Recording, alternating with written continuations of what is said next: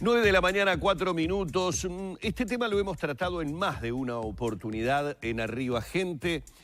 Inclusive hemos traído a muchos especialistas en el tema. Hablamos del bullying, el ciberbullying, la violencia y el acoso infantil que se realiza, la situación que pasa por y atraviesa muchas instituciones educativas, instituciones deportivas, organizaciones en general que agrupan a niños y adolescentes. Y hoy estamos junto a la diputada Nidia Reist, es de Ciudadanos, porque la diputada ha presentado un proyecto de ley que justamente procura atender esta situación. Sobre cuál es el alcance del proyecto de ley, a qué apunta, de qué manera comenzaríamos a solucionar o a tratar de paliar en algo este tema, es lo que vamos a tratar de conocer en la entrevista. Primero que nada, diputada, bienvenida, el placer de tenerla aquí en la mañana. Muchas gracias, el placer es mío de compartir estos minutos con ustedes. Como tú lo decís, es un tema que es muy importante, que sé que lo han tratado, y en el Parlamento hay 4 antecedentes de proyectos de ley que han sido presentados, 2 en el año 2012 por el Partido Nacional y por el Partido Colorado, y 2 en el año 2016 también por el Partido Nacional, por el Partido Colorado, lamentablemente sin haber logrado avances. Y sin duda que es un tema que es muy importante poder hacer una legislación en el país. En nuestro país, por día se suicidan 2 uruguayos y cada 3 días se suicida un adolescente, y el 20% de esos suicidios de los adolescentes se deben por la problemática del bullying. Y también a nivel internacional hay estudios muy serios que indican que es importante en los países establecer legislaciones que busquen la erradicación de esta problemática, porque solamente si se realizan solo políticas, digamos, de buena convivencia, no es tan efectivo como si se realizan políticas de buena convivencia acompañadas de la legislación. En Inglaterra, por ejemplo, pasó que desde que se aprobó la legislación bajó en un 50% la problemática. Así que conocedores de este problema, que es el bullying, es todo tipo de violencia que se realiza a través de conductas intencionales, de hostigamiento hacia niños o hacia adolescentes que están comprendidos en este proyecto. Y como tú lo decís, el proyecto nuestro abarca las instituciones educativas, las instituciones deportivas y las distintas organizaciones. ¿Qué la movilizó a presentar este proyecto de ley? Porque siempre hay, digamos, un motivo, un trasfondo, una movilización que lleva al legislador a interesarse en determinada temática y presentarla. Este es el segundo periodo que yo soy diputada. Sí. Ya en el periodo pasado había presentado también este proyecto. Nosotros en el departamento de Colonia, que soy representante de ese departamento, tuve contacto con una problemática a través de una madre que me viene a plantear todo lo que estaba pasando su hijo, y ahí es cuando uno también se acerca al tema. Y después hemos visto a través de los años y a través de distintos medios de prensa distintas situaciones que se han dado también. Y cuando entramos a estudiar el tema y a analizar la problemática, vemos que hay un número muy importante de niños y adolescentes que tienen este problema. A nivel de Latinoamérica, los estudios indican que el 50%, por ejemplo, de los estudiantes de 6º año de escuela, la mitad tiene problemas de bullying. Manifiestan que tuvieron distintos tipos de acosos y de hostigamiento, y en nuestro país es el 30% de los niños y adolescentes que están padeciendo esta problemática. Muchas veces las familias no son conscientes del problema que tienen estos niños porque, o están amenazados o sienten vergüenza y no lo manifiestan. Y tenemos que trabajar en la línea de poder erradicar esta problemática, y este proyecto, como digo, en estas instituciones que mencioné, lo que busca es que cada institución tenga un referente, tenga una persona encargada de erradicar este problema, y una persona que incentive lo que son las buenas prácticas de convivencia, que se establezca un programa. Y lo que quiero decir también es que las instituciones educativas, algunas ya lo tienen, pero son los mínimos, Por ejemplo, en los clubes deportivos puede ser un referente, un padre, un profesor. Digo, esto no es costo para las instituciones, porque capaz que se está pensando, bueno, pero si un club de baby fútbol tiene que tener un referente, hay que pagar un sueldo. No, es una persona que hay que prepararla para que pueda trabajar en esta área. En el proyecto se contempla que el INAU sea quien se encargue del cumplimiento de la ley, de la vigilancia, ¿a través de qué mecanismos? Y también pregunto, ¿qué mecanismos se contemplan para atender obviamente al víctima de bullying, pero también estamos hablando entre niños, ¿no? O adolescentes, al otro menor que también manifiesta tener problemas porque hace eso con otro, ¿no? Sin duda. Acá el bullying se puede dar hacia una persona, por una sola persona o por varios, pero siempre necesariamente para que exista el bullying tiene que haber una víctima, un victimario y un cómplice, digamos, entre comillas, que realmente puede ser activo o puede ser un mero espectador, conocer la situación, no participar de eso, pero no decirlo. Y como tú decís, hay que proteger al niño que es acosado, digamos, pero también hay que empezar a trabajar sobre las personas que lo realizan, sobre los niños que lo realizan. Porque esos niños, está estudiado también, y ustedes que han tenido a técnicos acá, es muy probable que lo hayan expresado, que a futuro van a seguir teniendo,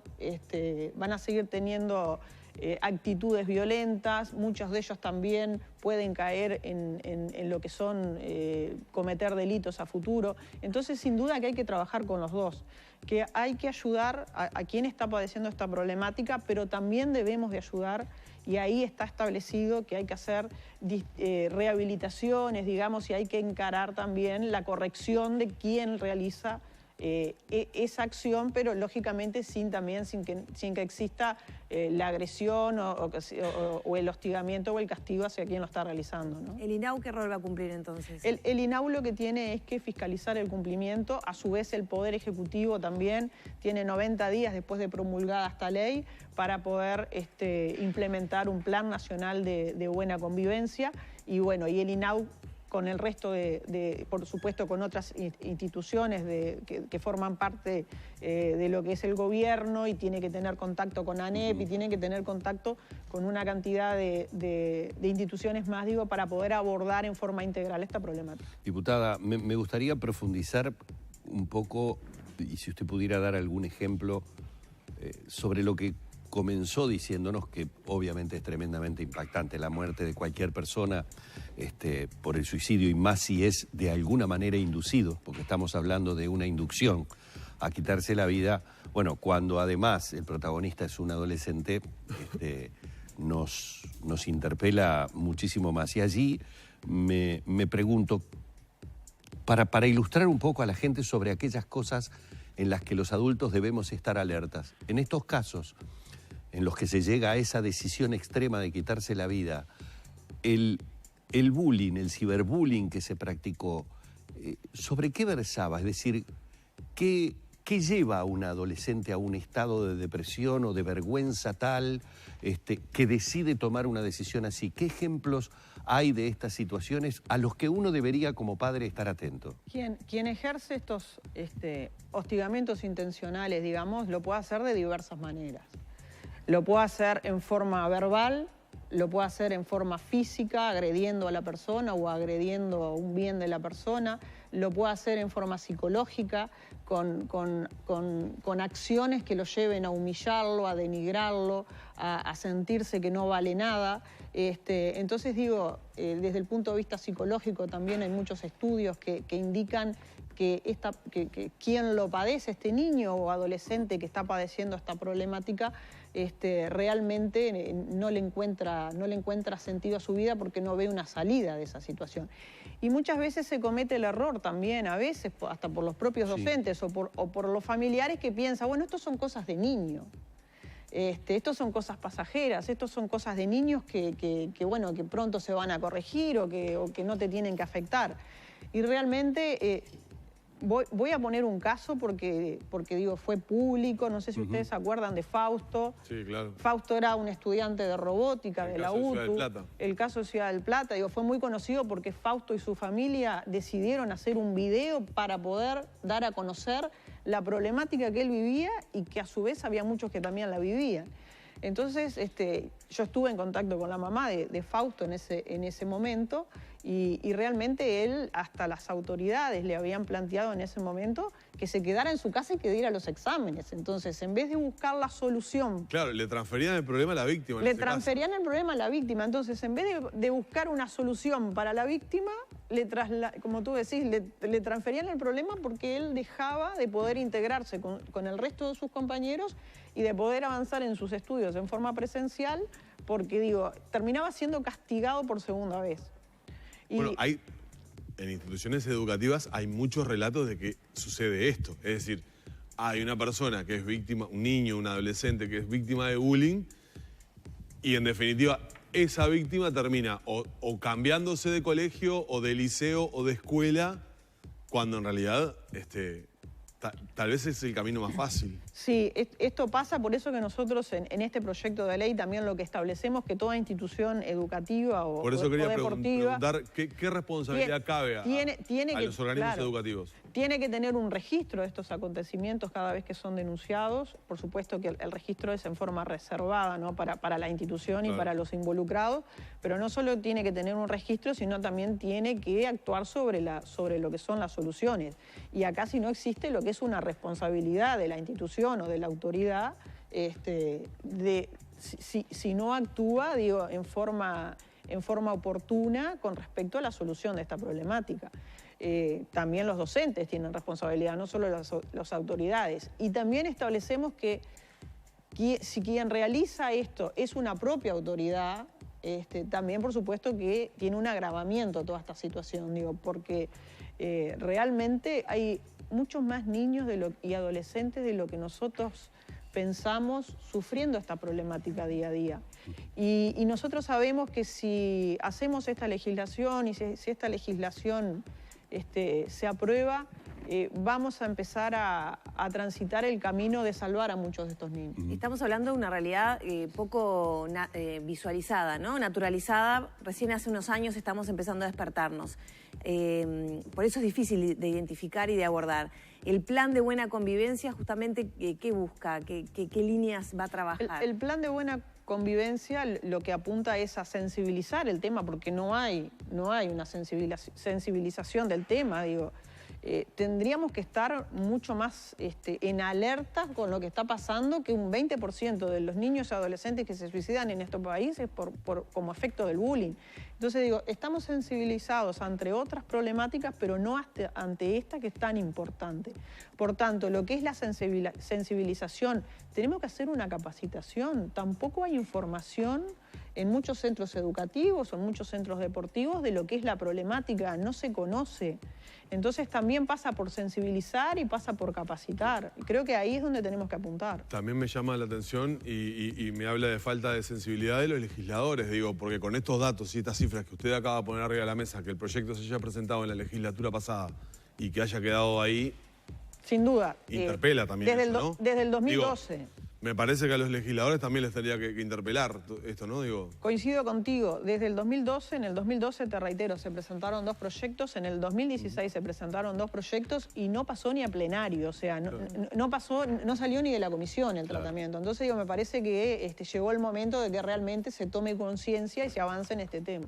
Tenemos que cerrar. En el final, antes de despedirla, le pido brevemente una respuesta. Usted hizo un pedido de informe sobre pensiones o jubilaciones para víctimas de la dictadura o personas exiliadas durante el periodo de facto.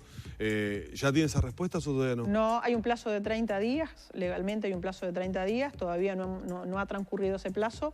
También existe la posibilidad de que pidan una prórroga debido a la proficua información que pedimos.